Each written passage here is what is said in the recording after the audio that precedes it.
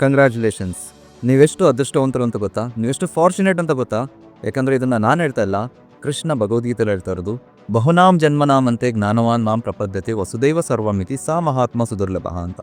ಹಾಗಂದರೆ ಎಷ್ಟೋ ಜನ್ಮಗಳ ಆದಮೇಲೆ ಒಬ್ಬರಿಗೆ ಭಕ್ತಿ ಬರುತ್ತಂತೆ. ಕನಕದಾಸರು ತಮ್ಮ ಕೀರ್ತನೆಯಲ್ಲಿ ಹೇಳೋ ಹಾಗೆ 84 ಲಕ್ಷ ಜೀವರಾಶಿಯನ್ನು ದಾಟಿ ಬಂದ ಈ ಶರೀರ. ಅಂದರೆ ಈ ಮಾನವ ಜನ್ಮ ಬರಲಿಕ್ಕೆ 84 ಲಕ್ಷ ಯೋನಿಗಳನ್ನ ದಾಟಿ ಬರಬೇಕು. ಆ ಯೋನಿಗಳನ್ನ ದಾಟಿ ಬಂದಮೇಲೆ ಭಗವಂತ ಹೇಳ್ತಿರೋದ್ರಲ್ಲಿ ಬಹುನಾಮ್ ಜನ್ಮನಾಮಂತೆ, ಅಂದರೆ ಎಷ್ಟೋ ಮನುಷ್ಯನ ಜನ್ಮ ಕಳೆದ್ಮೇಲೆ ಈ ಭಕ್ತಿ ಅನ್ನೋದು ಬರೋದು. ಅಂದರೆ ನೀವು ಎಷ್ಟು ಅದೃಷ್ಟವಂತರಾಗಿದ್ದೀರಾ ಅಂತ ಥಿಂಕ್ ಮಾಡಿ. ಮತ್ತೆ ಭಗವಂತ ಇನ್ನೊಂದು ಕಡೆ ಹೇಳ್ತಾನೆ, ಮನುಷ್ಯನಾಮ್ ಸಹಸ್ರೇಶು ಅಂತ. ಅಂದರೆ ಎಷ್ಟೋ ಸಾವಿರಾರು ಜನರಲ್ಲಿ ಒಬ್ಬನಿಗೆ ಮಾತ್ರ ಭಕ್ತಿ ಅನ್ನೋದು ಬರುತ್ತಂತೆ. ಈ ಭಗವಂತನ ಭಕ್ತಿ ನಿಮಗೆ ಬಂದಿತ್ತು ಅಂತಂದರೆ ನಿಮ್ಗಿಂತ ಫಾರ್ಚುನೇಟ್, ನಿಮ್ಗಿಂತ ಪುಣ್ಯವಂತರು ಈ ಭೂಮಿನಲ್ಲೇ ಯಾರೂ ಇಲ್ಲ ಅಂತ ಅಂದ್ಕೊಳ್ಳಿ. ಭಗವಂತ ಕೃಷ್ಣ ಯಾರಿಗೆ ಏನು ಬೇಕಾದರೂ ಕೊಡ್ತಾನಂತೆ, ಆದರೆ ಭಕ್ತಿ ಮಾತ್ರ ಕೊಡೋದಿಲ್ಲ ಅಂತೆ.